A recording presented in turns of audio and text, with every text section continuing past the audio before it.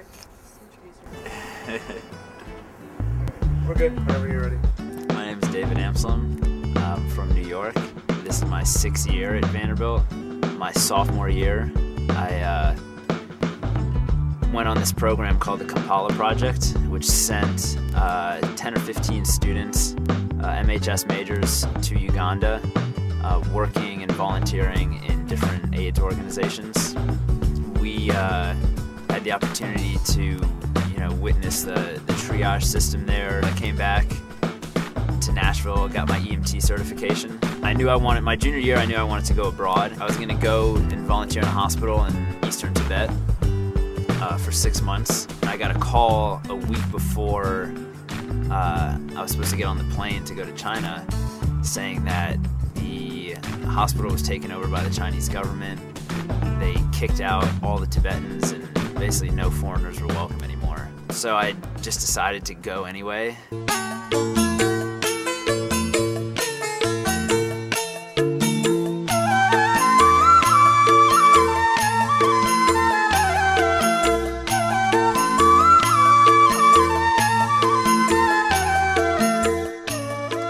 Sneaking onto one of the trains, the new train that goes from Beijing to Lhasa.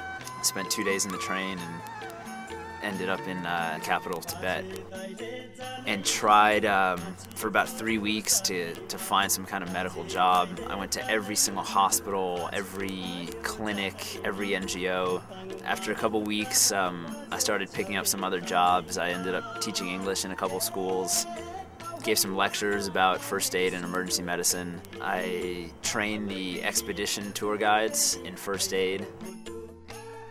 I hitchhiked my way down to Kathmandu in Nepal and looked up, a couple hospitals. I found Patsan Hospital was the biggest hospital in Kathmandu. So I sent my resume in to the medical director, and got an email back from him a couple days later, and he told me that he had this project that he really wanted to talk to me about. He had been thinking for about 10 years of starting an EMS system for Kathmandu. Kathmandu has no organized ambulance system whatsoever, but he really didn't know how to get it off the ground or where to start. And he saw my resume that I was an EMT, and basically thought that because I worked on an ambulance, I was the most qualified person in the country to start a whole EMS system. And I just kind of took it and ran with it. I thought it was a great idea. So we started going around to all the different hospitals, meeting with the medical directors, meeting with the directors of the ER departments. We set up meetings with members of parliament, with the Minister of Health of Kathmandu. We met with the Chief of Police, and basically everybody, is a kind of resounding approval for the creation of an EMS system.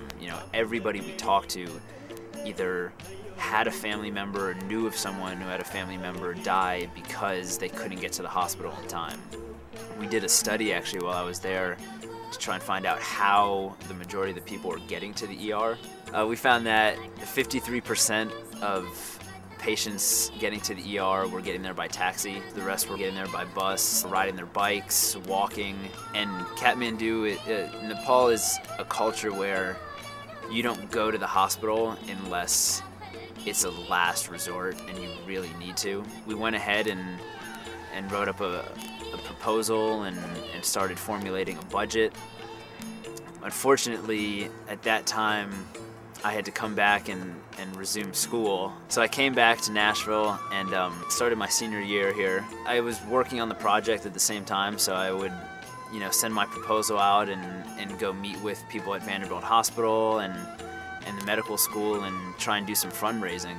I got a call from Dr. Paul Auerbach from Stanford University, who is kind of the guru of wilderness emergency medicine. He was very impressed with what an undergrad had put together on their own.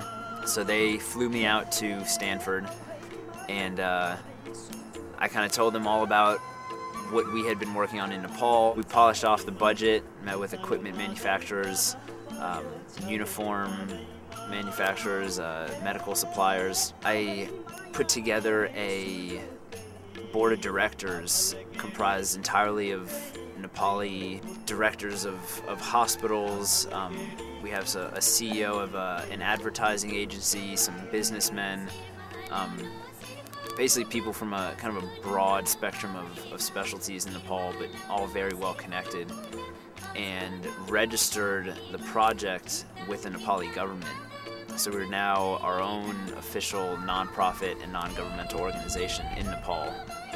We have 2 ambulances already donated, so it's actually happening, finally. Right now I'm doing an unofficial post-bac pre-med program. I was an MHS major, which is Medicine, Health, and Society, and my junior, senior year basically realized that I really wanted to go into medicine and go to medical school, so stuck around and I'm doing all my pre-med classes and planning on graduating in May and taking the MCAT and applying to medical school. You don't have to do something crazy or something big. I meet a lot of people who are waiting until they graduate college. They really want to get involved in projects and do international work, but they feel like they don't have the credentials or the credibility. But you really don't have to wait, as long as you have the motivation and the drive and the persistence, you can create your own project and you can just find a passion that you really want to make a difference in and do it.